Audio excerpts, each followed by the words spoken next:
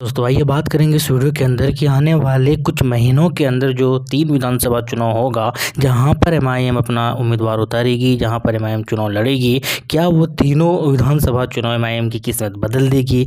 क्या उन तीनों विधानसभा चुनाव होने के बाद एमआईएम को जो है नेशनल पार्टी का दर्जा मिल जाएगा? और कौन कौन से है वो विधानसभा चुनाव, कौन कौन से राज्य में होने वाले हैं जहाँ पर एमआईएम अपना उम्मीदवार उतारेगी? और एक विधानसभा तो पहले से ही एमआईएम वहाँ पर मजबूत स्थिति में है और पहले से ही उनके उम्मीदवार और उनके एमएलएज भी है। आइए एक एक करके देखते हैं दोस्तों। जो नए हैं वो बराए मेहरबानी चैनल को जरूर सब्सक्राइब करें। सबसे पहले हम बात करते हैं बचे हुए कुछ महीनों में, यानी 2023 के अंदर जो विधानसभा चुनाव होगा वो ज़्यादातर नवंबर या दिसंबर में ही होगा। हालांकि 2023 के अंदर कई सारे राज्य में विधानसभा चुनाव होने हैं, जैसे कि छत्तीसगढ़ है, मध्य प्रदेश है, मिजोरम है, राजस्थान है, तेलंगाना है, जम्मू कश्मीर है। लेकिन इन सारे राज्यों में जो है चुनाव लड़ेंगे नहीं एमआईएम पार्टी है। कौन कौन से राज्यों में लड़ेंगे वो तीन कौन कौन से राज्य, आइए एक एक करके देखते हैं। सबसे पहले हम बात कर रहे हैं मध्य प्रदेश की। मध्य प्रदेश की अगर हम बात करें दोस्तों, तो एमआईएम वहाँ पहले कभी विधानसभा चुनाव लड़ी नहीं है इससे पहले,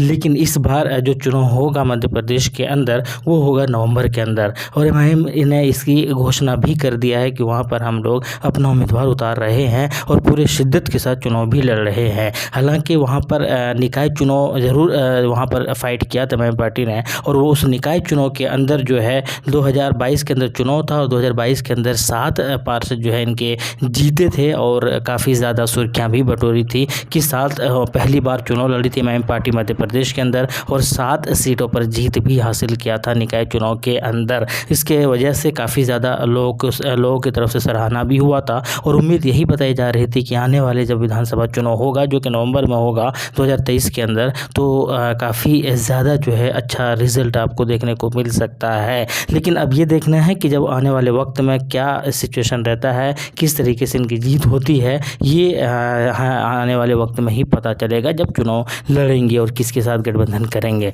लेकिन इसके बाद अगर जो दूसरा जहाँ पर चुनाव होगा 2023 के अंदर ही, वो है राजस्थान। राजस्थान के अंदर जो चुनाव होगा वो दिसंबर के अंदर होगा और दिसंबर 2023 के अंदर इस साल के लास्ट में जो है राजस्थान के अंदर चुनाव होगा। और एमआईएम ने इसकी घोषणा पहले भी कर दिया है और इन्होंने ये भी कह दिया है कि 30 से 40 सीट पर हम लोग चुनाव लड़ रहे हैं। इस बात की पुष्टि जो है पहले से ही कर दी है एमआईएम की पार्टी। अब ये देखना है कि कुछ बातें ये ज़रूर निकल कर आ रही थी कि किसी पार्टी आरएलपी जैसे कुछ पार्टियां हैं जिनके साथ गठबंधन की बातें हो रही थी। अब कितनी सच्चाई है या नहीं है तो आने वाले वक्त में ही पता चलेगा, चूँकि अभी चुनाव में थोड़ा सा टाइम है। लेकिन राजस्थान ये वो जगह हो सकता है जहाँ पर एमआईएम अच्छा काम कर सकती है, अच्छा प्रदर्शन कर सकती है और सरप्राइज़ कर सकती है, ठीक उसी तरीके से जैसे मध्य प्रदेश के अंदर कर सकती है। और याद रहे कि मध्य प्रदेश और राजस्थान ये दोनों ही ऐसे राज्य है जहां पर पहले बार विधानसभा चुनाव में अपनी किस्मत आजमाएगी एमआईएम पार्टी। तो अब ये देखना है कि हालांकि रैलियां और जो वहां का सभाएं जो है वो करना स्टार्ट कर दिया है और फोकस है, तैयारियां शुरू कर दी गई है। 30 से 40 सीटों पर चुनाव लड़ेगी जैसे आप सबको पता है।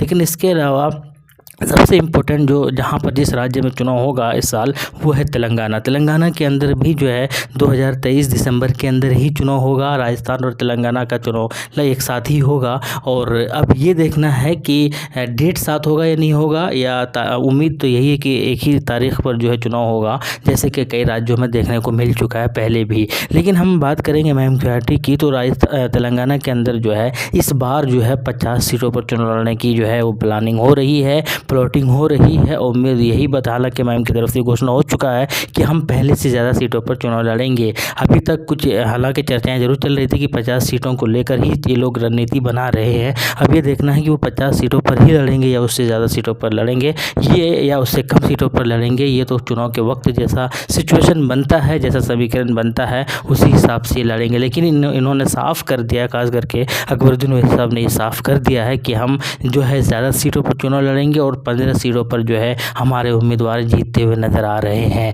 तो ये जो 3 चुनाव है मध्य प्रदेश, राजस्थान और तेलंगाना, ये तीनों राज्यों के अंदर, जहाँ से तेलंगाना तो पहले से ही मजबूत है, एमआईएम की पार्टी पहले से ही चुनाव लड़ती हुई आ रही है और 7 एमएलए इनके पास है अभी, और निकाय चुनाव में अच्छे खासे या वार्ड चुनाव या छोटे लेवल पर जो है अच्छी खासी पकड़ है। एक एमपी खुद असदुद्दीन ओवैसी है यहाँ से। तो उम्मीद ये बताई जा रही है कि ये जो तीनों चुनाव है, ये तीनों चुनाव एमआईएम को काफ़ी ज़्यादा जो है मजबूत अद्भुत प्रदान कर सकते हैं और दूसरे लोगों को सरप्राइज़ कर सकते हैं। तेलंगाना खास करके इस बार कुछ अलग ही तरीके से चुनाव लड़ने की तैयारी में है एमआईएम की पार्टी। तो अब ये देखना है कि मध्य प्रदेश, राजस्थान और तेलंगाना इन तीनों राज्यों में मिलाकर टोटल कितने एमएलए निकल कर आते हैं, और अगर अच्छे खासे एमएलए निकल कर आते हैं तो फिर जो है नेशनल पार्टी बनना शायद बहुत आसान हो जाएगा इस पार्टी के लिए। अब ये देखना है, ये तो जो है उसी वक्त पता चलेगा कि कितनी सीटों पर जीत हासिल होती है। आपका क्या कहना है कमेंट सेक्शन में ज़रूर बताइएगा। मिलते हैं नेक्स्ट वीडियो में। Thank you. जय हिंद।